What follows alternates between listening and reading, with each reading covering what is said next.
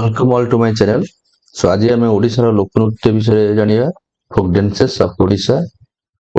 ଓଡ଼ିଶାରେ ବହୁତ ଲୋକନୃତ୍ୟ ଅଛି। କେଉଁ ଲୋକନୃତ୍ୟ କେଉଁ ଜିଲ୍ଲାର ପ୍ରସିଦ୍ଧ, କେଉଁ ଜିଲ୍ଲାର ଅରିଜିନ୍, ଏହା କେବେ ପାଳନ କରାଯାଏ, ଏହା କ'ଣ ପାଇଁ ପାଳନ କରାଯାଏ, କେଉଁ ଉତ୍ସବରେ ଲୋକମାନେ ଏହି ନୃତ୍ୟ ପରିବେଷଣ କରିଥାନ୍ତି, ସେ ବିଷୟରେ ଆମେ ଜାଣିବା।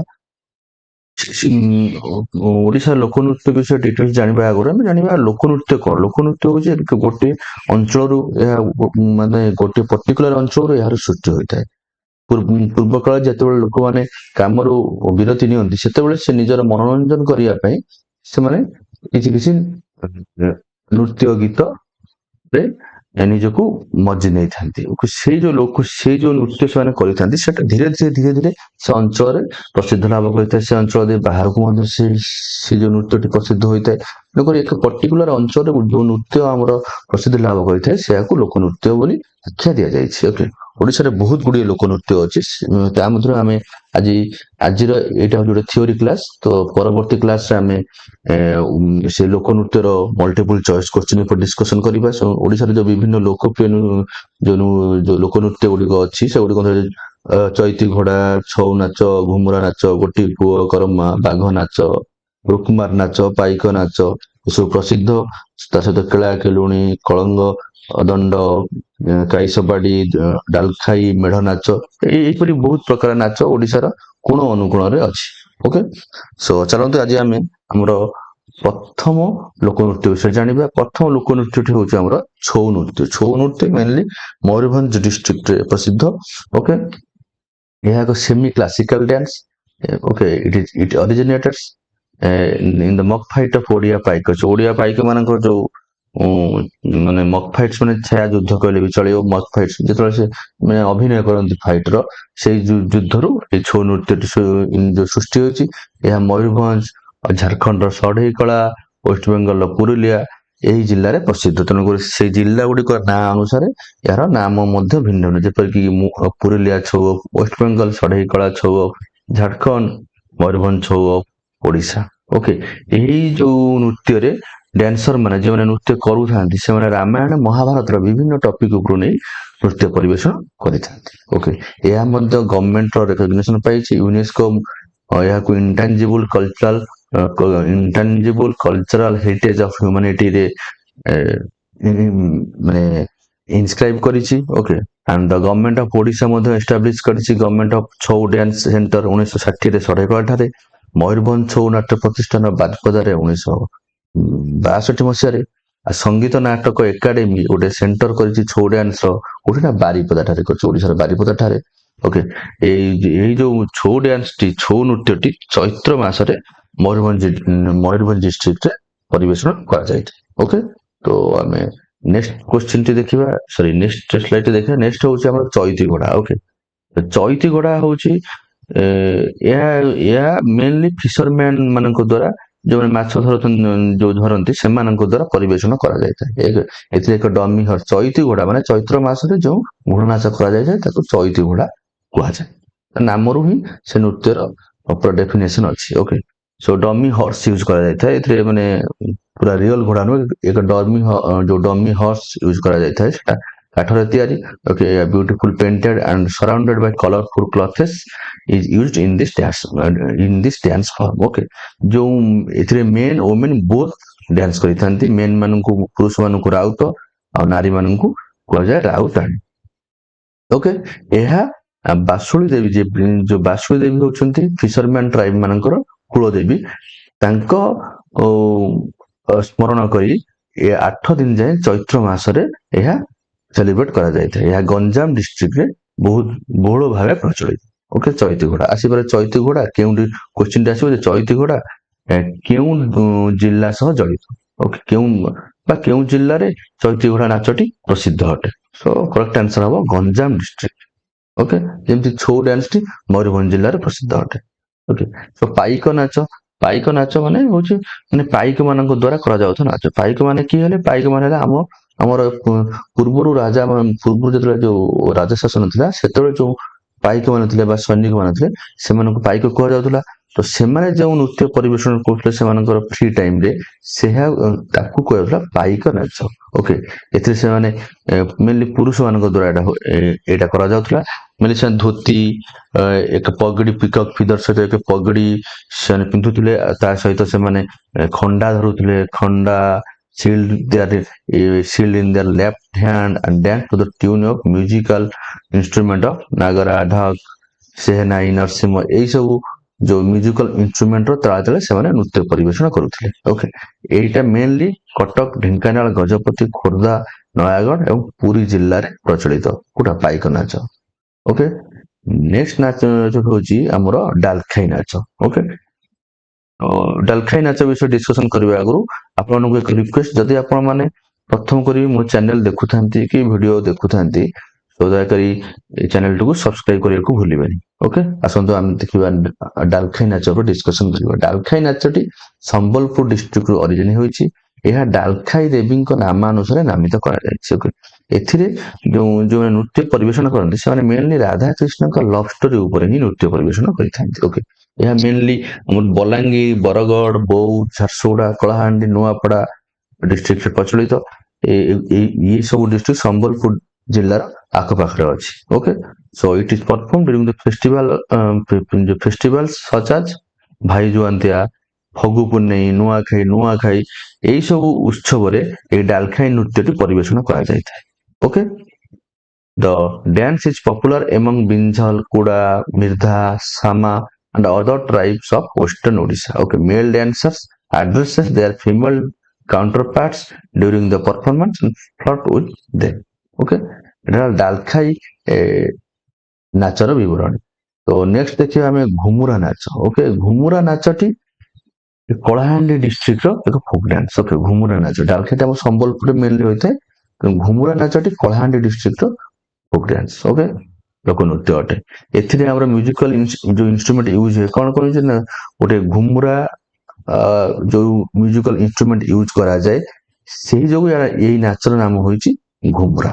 Okay, Ghumura was played by Kalahandi state during war times. Okay, ଯେତେବେଳେ କଳାହାଣ୍ଡି ଷ୍ଟେଟ ଥିଲା, ଜିଲ୍ଲା ନଥିଲା ଭାରତର ସ୍ୱାଧୀନତା ଆଗରୁ, ସେତେବେଳେ ତାଙ୍କର ସୈନିକ ଯେତେବେଳେ ୱାର ଟାଇମରେ ବିଜୟ ଆସନ୍ତି, ସେତେବେଳେ ଏଇ ଘୁମୁରା ନାଚକୁ ସେମାନେ ପରିବେଷଣ କରନ୍ତି। ଘୁମୁରା ନାଚଟି ମଧ୍ୟ ବଲାଙ୍ଗୀର, ସମ୍ବଲପୁର ଏବଂ କଟକରେ ପ୍ରସିଦ୍ଧ ଅଛି। ଓକେ, ନେକ୍ସଟ ହଉଛି ରଣପା। ରଣପା ଡ୍ୟାନ୍ସଟି କେମିତି କରାଯାଏ? ଯୋଉ ରଣପା ଡ୍ୟାନ୍ସଟି ଦୁଇଟା ବଡ ବଡ ବାଡି ନିଆଯାଇଥାଏ। ସେ ବାଡିରେ ଏମିତି ଏଇଭଳି ଭାବରେ ବାଡି ନିଆଯାଇଥାଏ। ଏଇଠି ଆଉ ଦିଟା ବାଡି ଜଏଣ୍ଟ କରାଯାଇଥାଏ। ଏଥିରେ ଯିଏ ରଣପା ଡ୍ୟାନ୍ସ କରନ୍ତି ସିଏ ୟା ଉପରେ ଛିଡା ହେଇକି ରଣପା ଡ୍ୟାନ୍ସ କରିଥାନ୍ତି। Okay, dancing on the stilt, ଏଟାକୁ ଷ୍ଟିଲ୍ଟ କହନ୍ତି। Stilt used in Ranapa dances are made from bamboo or wood, ଏଟା ବାଉଁଶ ନହେଲେ କାଠରୁ ତିଆରି ହୋଇଥାଏ। Okay, the dance is quite popular in Ganjam district. Okay, ଏଥିରେ ଭଗବାନ କୃଷ୍ଣଙ୍କର ଚାଇଲ୍ଡହୁଡ, ପିଲାବେଳର କିଛି କିଛି ଲୀଳାକୁ ଏଥିରେ ପ୍ରଦର୍ଶିତ କରାଯାଇଥାଏ। ଏହା ହୋଲି ଏବଂ ରଥଯାତ୍ରା ଟାଇମରେ ପ୍ରଦର୍ଶନ କରାଯାଇଥାଏ। ଏହା ମେନଲି ଗଞ୍ଜାମ ଡିଷ୍ଟ୍ରିକ୍ଟର ଏକ ଲୋକନୃତ୍ୟ ଅଟେ। ଓକେ, ନେକ୍ସଟ କ୍ୱେଶ୍ଚନ ହେଲା, ନେକ୍ସଟ ସ୍ଲାଇଡଟି ହେଲା ଆମର ଗୋଟି ପୁଅ। ଓକେ, ଗୋଟି ପୁଅ ଡ୍ୟାନ୍ସଟି ଆମର ପୁରୀ ଜିଲ୍ଲାରେ ପ୍ରସିଦ୍ଧ। ଓକେ, ଏଇ the heritage craft of village of Raghurajpur ଗାଁରେ ମାନେ ଗୋଟି ପୁଅ ଡ୍ୟାନ୍ସ ଏକାଡେମୀ ଅଛି। ଏହା ଯୋଉ ଗୋଟି ପୁଅ ଡ୍ୟାନ୍ସଟି ପୁରୀ ଜିଲ୍ଲାରୁ ଉତ୍ପତ୍ତି ଲାଭ କରିଛି। Okay, the dance emerged from the ruins of Devadasi tradition. The Goti Puos were young boys who trained in singing, dancing in the village akhadas. Okay, ଏ ଗୋଟି ପୁଅ ମେନଲି ଗୋଟି ପୁଅ ଡ୍ୟାନ୍ସଟି ଯୋଉ ପ୍ରଦର୍ଶନ କରାଯାଇଥାଏ ୟଙ୍ଗ ବଏଜ ମାନଙ୍କ ଦ୍ୱାରା। ଓକେ, ଯୁବକ ମାନଙ୍କ ଦ୍ୱାରା। It is believed that it is started during the reign of Bhoi King Ramachandra ଦେବ। ରାମଚନ୍ଦ୍ର ଦେବଙ୍କ ସମୟରେ ଏ ଗୋଟି ପୁଅ ଡ୍ୟାନ୍ସଟି ଆରମ୍ଭ କରାଯାଇଥିବା ବିଶ୍ୱାସ କରାଯାଏ। ଆଉ ଏହା ମେନଲି ଖୋର୍ଦ୍ଧା ଡିଷ୍ଟ୍ରିକ୍ଟର ପ୍ରସିଦ୍ଧ ଅଟେ। ଓକେ, ଗୋଟି ପୁଅ ଡ୍ୟାନ୍ସ। ଓକେ, ଖୋର୍ଦ୍ଧା ପୁରୀ, ପୁରୀରୁ ଏହାର ଅରିଜିନ ହଉଛି ପୁରୀରୁ, ଖୋର୍ଦ୍ଧା ପୁରୀ ଡିଷ୍ଟ୍ରିକ୍ଟରେ ଏହା ପ୍ରଚଳିତ। ଦେଖିବା ବାଘ ନାଚ। ବାଘ ନାଚ ବା ଟାଇଗର ଡ୍ୟାନ୍ସ। ଟାଇଗର ଡ୍ୟାନ୍ସ ଏହା ସୋନପୁର ସୁବର୍ଣ୍ଣପୁର ଡିଷ୍ଟ୍ରିକ୍ଟ, ବ୍ରହ୍ମପୁର ଡିଷ୍ଟ୍ରିକ୍ଟ, ଗଞ୍ଜାମ ଡିଷ୍ଟ୍ରିକ୍ଟରେ ମଧ୍ୟ ଏହା ପାଳନ କରାଯାଇଥାଏ। ଏହାର ଏହା ଚୈତ୍ର ମାସରେ ପାଳନ କରାଯାଏ। ଏଇ ଯୋଉ ବାଘ ନାଚଟି ଚୈତ୍ର ମାସରେ ପ୍ରଦର୍ଶିତ କରାଯାଏ। ଏଥିରେ ମେଲ ଡ୍ୟାନ୍ସର ଯିଏ ମେଲ ଫିମେଲ ବୋଥ ୟୁଜ ହେଇଥାନ୍ତି। ମେଲ ଡ୍ୟାନ୍ସର ଯିଏ ହୋଇଥାଏ ସିଏ ନିଜକୁ ବାଘ ଭଳିଆ ପେଣ୍ଟ କରିଥାଏ, ସେଥିପାଇଁ ଏହାକୁ ବାଘ ଡ୍ୟାନ୍ସ କୁହାଯାଏ। ଓକେ, ଏଥିରେ ଢୋଲ ଏବଂ ଚଙ୍ଗୁ ବାଦ୍ୟ ୟୁଜ କରାଯାଇଥାଏ। ଏହା ଗୋଟେ ପ୍ରକାର ଯୋଉ ମୁଖା ଡ୍ୟାନ୍ସ ଅଛି, ଯୋଉ ମୁଖା ପିନ୍ଧିକି ଓଡିଶାର ଯୋଉ ସବୁ ମୁଖା ଡ୍ୟାନ୍ସ ଲୋକ ନୃତ୍ୟ ଅଛି, ତାହା ଭିତରେ ଯାଏ ବାଘ ନାଚ। ଓକେ, ଏହା ମେନଲି ସୁବର୍ଣ୍ଣପୁର ଗଞ୍ଜାମ ଡିଷ୍ଟ୍ରିକ୍ଟରେ ପ୍ରସିଦ୍ଧ ଅଟେ। ଗୋଟା ନା ବାଘ ନାଚ। ନେକ୍ସଟ ହଉଛି ଆମର ଚାଙ୍ଗୁ ନାଚ। ଓକେ, ଚାଙ୍ଗୁ ନାଚ ହଉଛି ଆମର ଚାଙ୍ଗୁ ବାଦ୍ୟରୁ ଏଇ ଚାଙ୍ଗୁ ନାଚର ସୃଷ୍ଟି। ଓକେ, ଚାଙ୍ଗୁ ନାଚକୁ ମଧ୍ୟ ଅନ୍ୟ ନାମ ହଉଛି ଜୁଆଙ୍ଗ ଡ୍ୟାନ୍ସ। ଏହା କେଉଁଝର ଡିଷ୍ଟ୍ରିକ୍ଟରେ ପ୍ରଚଳିତ। ଗୋଟା ଚାଙ୍ଗୁ ନାଚଟା ହଉଛି ଆମ କେଉଁଝର ଡିଷ୍ଟ୍ରିକ୍ଟରେ ପ୍ରଚଳିତ। ଏହା ଚାଙ୍ଗୁ derives its names from a kind of drum called Changu. Okay, ତ ଚାଙ୍ଗୁ ବାଦ୍ୟରୁ ଏହି ନାଚ ସୃଷ୍ଟି ହୋଇଛି। ଓକେ, ଏହା ଭୂୟାଁ ଟ୍ରାଇବ୍ସ ମାନଙ୍କ ମଧ୍ୟରେ ଏଇ ନାଚଟି ବହୁଳ ଭାବରେ ପ୍ରସିଦ୍ଧ ଲାଭ କରିଛି। ଓକେ, ଏଥିରେ ମାନେ ପୁରୁଷ ମାନେ ଗୀତ ଗାଆନ୍ତି ଏବଂ ନାରୀ ମାନେ କଣ କରନ୍ତି ନା ସେମାନେ ଡ୍ୟାନ୍ସ କରିଥାନ୍ତି କୋଉଟା ଏଇ ଚାଙ୍ଗୁ ନାଚ। ଓକେ, ଚାଙ୍ଗୁ ନାଚଟି ମେନଲି ଅନୁଗୁଳ, ଢେଙ୍କାନାଳ, ଗଞ୍ଜାମ, କୋରାପୁଟ, ମାଲକାନଗିରି ଜିଲ୍ଲାରେ ମଧ୍ୟ ଏହି ନୃତ୍ୟଟି ପ୍ରଚଳିତ ଅଛି। ଓକେ, ବଟ୍ ଏଇ ନୃତ୍ୟଟି କେଉଁଝର ଜିଲ୍ଲା ପ୍ରସିଦ୍ଧ ନୃତ୍ୟ। ଓକେ, ଅପସନ ଦେଇଥିବ ଚାଙ୍ଗୁ ନାଚ, ଗୋଟି ପୁଅ, ରଣପା ଏଇସବୁ ନାଚ ଦେଇଥିବ ଯେ କେଉଁ ନାଚଟି ଆମର କେଉଁ ଲୋକ ନୃତ୍ୟଟି କେଉଁଝର ଜିଲ୍ଲାର ପ୍ରସିଦ୍ଧ ନୃତ୍ୟ ଅଟେ। ଚାଙ୍ଗୁ ଡ୍ୟାନ୍ସ। ଓକେ, ନେକ୍ସଟ ଖରିଆର ନାଚ। ଖରିଆ ନାଚ ଇଜ ଫାଉଣ୍ଡ ଇନ ମୟୂରଭଞ୍ଜ। ଏଟା ମୟୂରଭଞ୍ଜ ଖରିଆ ନାଚଟା ଆମର ମୟୂରଭଞ୍ଜ ଜିଲ୍ଲାର ଟ୍ରାଇବାଲ ପିପୁଲ ମାନେ ପ୍ରଦର୍ଶିତ କରିଥାନ୍ତି। ଏଥିରେ ବୋଥ ମେଲ ଆଣ୍ଡ ଫିମେଲ, ଚାଙ୍ଗୁ ନାଚରେ ମେଲ ଆଣ୍ଡ ଫିମେଲ, ଖରିଆ ନାଚରେ ବି ମେଲ ଆଣ୍ଡ ଫିମେଲ, ବଟ ଗୋଟି ପୁଅ ନାଚରେ କେବଳ ମେଲ ମାନେ ପ୍ରଦର୍ଶିତ କରିଥାନ୍ତି। ଓକେ, ଏହା ଖରିଆ ନାଚଟା ଆମର ଏଟା ମୟୂରଭଞ୍ଜ ଡିଷ୍ଟ୍ରିକ୍ଟରୁ ଆରମ୍ଭ ହୋଇଛି। ଏହା ମଧ୍ୟ ଆମର ଅନୁଗୁଳ ଡିଷ୍ଟ୍ରିକ୍ଟର କିଛି ଅଞ୍ଚଳରେ ଏହି ଖରିଆ ନାଚଟି ପ୍ରଦର୍ଶିତ କରାଯାଇଥାଏ। ଓକେ, ନେକ୍ସଟ ହେଉଛି ଲଉଡି ଖେଳ। ଲଉଡି ଖେଳ ବା ଗୌଡ଼ ନାଚ। ଓକେ, ଏଇଟା ହୋଲି ଟାଇମରେ ପ୍ରଦର୍ଶନ କରାଯାଇଥାଏ। ମେନଲି ଗୌଡ଼ ପିଲାମାନେ ଦୋଳ ପୂର୍ଣ୍ଣିମା ସମୟରେ ଏହି ନାଚଟିକୁ ପ୍ରଦର୍ଶିତ କରିଥାନ୍ତି। ଏହି ଲୋକ ନୃତ୍ୟଟି ବେଶୀ ମେନଲି ଆମର କଟକ, ଯାଜପୁର, ଜଗତସିଂହପୁର, ପୁରୀ, ଖୋର୍ଦ୍ଧା, ଭଦ୍ରକ, ବାଲେଶ୍ୱର, ଢେଙ୍କାନାଳ ଏବଂ ଅନୁଗୁଳ ଜିଲ୍ଲା ମାନଙ୍କରେ ଏହି ଲଉଡି ଖେଳ ନାଚ ବା ଗୌଡ଼ ନାଚଟି ପ୍ରଦର୍ଶିତ ହୋଇଥାଏ। ଏଥିରେ ଏଇ ଯୋଉ ଡ୍ୟାନ୍ସଟି କରାଯାଇଥାଏ, ଏ ଡ୍ୟାନ୍ସ ଆମର ଲର୍ଡ କୃଷ୍ଣ ଏବଂ ଯୋଉ ରାଧା ଦେବୀଙ୍କ ପାଇଁ ପ୍ରଦର୍ଶନ କରାଯାଇଥାଏ। ଓକେ, ତ ନେକ୍ସଟ ଦେଖିବା ମାହାରୀ ନାଚ। ମାହାରୀ ନାଚଟି କୋଉଠି ହୋଇଥାଏ? ମାହାରୀ ନାଚ ଓନ୍ଲି ଜଗନ୍ନାଥ ଟେମ୍ପଲରେ ପ୍ରଦର୍ଶନ କରାଯାଉଥିଲା। ଏବେ ସେ ନାଚ ବନ୍ଦ କରାଯାଇଛି। ଏହା ଦେବଦାସୀ ପ୍ରଥାର ଏକ ନୃତ୍ୟ ଅଟେ। Okay, the word Mahari is perform by combining two words maha and nari. Maha means the great woman. Okay, ମାନେ ବିଶ୍ୱାସ କରାଯାଏ ଯେ ଚୋଡଗଙ୍ଗ ଦେବଙ୍କ ଟାଇମରେ, ଯୋଉ ଗଙ୍ଗବଂଶର ପ୍ରଥମ ରାଜା ଥିଲେ ଚୋଡଗଙ୍ଗ ଦେବ, ତାଙ୍କ ଟାଇମରେ ମାହାରୀ ଡ୍ୟାନ୍ସ ଜଗନ୍ନାଥ ଟେମ୍ପଲରେ ଆରମ୍ଭ କରାଯାଇଥିଲା। ବଟ ବ୍ରିଟିଶ ମାନେ ଏହାକୁ ଧୀରେ ଧୀରେ ବନ୍ଦ କରିଦେଇଥିଲେ। ଓକେ, ସୋ ମାହାରୀ ଡ୍ୟାନ୍ସଟି କେବଳ ଆମର ଜଗନ୍ନାଥ ଟେମ୍ପଲରେ ପ୍ରଦର୍ଶନ କରାଯାଏ। ଓକେ, ଏହା କେବଳ ନାରୀ ମାନେ ହିଁ ପ୍ରଦର୍ଶନ କରିଥାନ୍ତି। ଏହି ନୃତ୍ୟରେ କେବଳ ଓମେନ ହିଁ ଇନଭଲ୍ଭ ଥାନ୍ତି ମାହାରୀ ନାଚ। ତ ଆମେ ଆଜିର ଯୋଉ ଭିଡିଓର ଶେଷ ସ୍ଲାଇଡ ଝୁମର ନାଚ। ଓକେ, ସୋ ଝୁମର ନାଚଟି ମୟୂରଭଞ୍ଜ ଡିଷ୍ଟ୍ରିକ୍ଟର ଆଉ ଏକ ନାଚ। ଏହା ବହୁତ ପୁରୁଣା ନାଚ।